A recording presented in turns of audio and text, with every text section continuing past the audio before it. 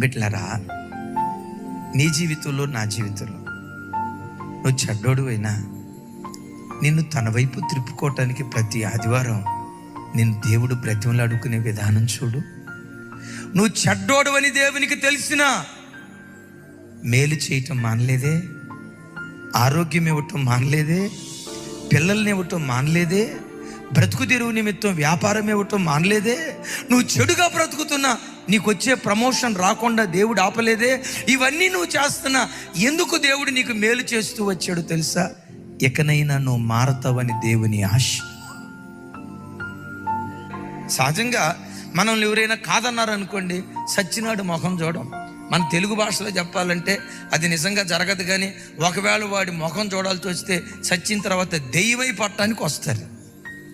ఒకడిని కాదన్నామా, చచ్చిన వాడి ముఖం చూడం. కానీ దేవుడు ఎంత మనసున్న గొప్ప